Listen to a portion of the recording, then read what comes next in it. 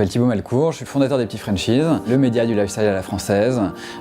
Grosso modo, pour faire simple, notre métier c'est de mettre à l'honneur tout ce qui se fait de bien, de beau et de bon en France et par des Français. Créer du brand content, du storytelling intelligent sur des services, des marques, des produits et qui a vocation vraiment à être qualitatif pour maximiser la transformation derrière. Et on a un modèle historique là-dessus, c'est un peu ceux qui ont inventé le modèle du brand content selon moi, en tout cas en France, c'est My Little Paris. C'est un très bel exemple qu'on essaye d'appliquer au maximum aux réseaux sociaux.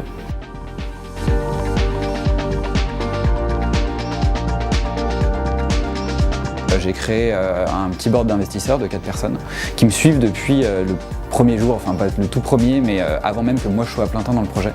Parce que je savais que j'allais avoir des besoins financiers, évidemment, et puis aussi des points de vue, etc. etc.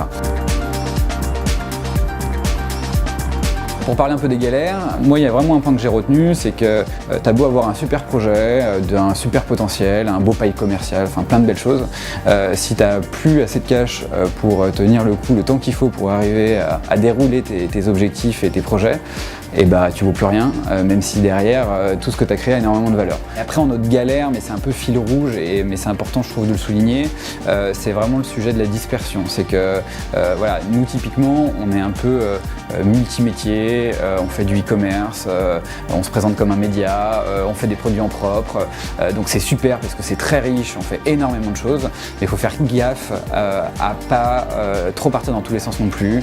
Il y a vraiment des moments où il faut se recadrer, donc tous les 6 mois il faut qu'on se pose les bonnes questions. Est-ce qu'on va dans la bonne direction? Est-ce qu'il faut changer certaines choses? Mais voilà, c'est des cycles très courts. Et donc d'où l'importance d'être hyper agile.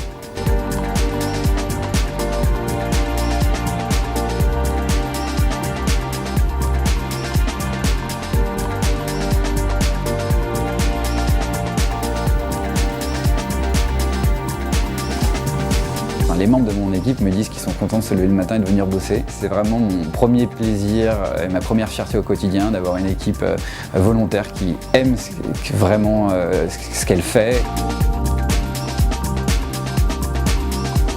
On parle souvent de l'association, les bons associés.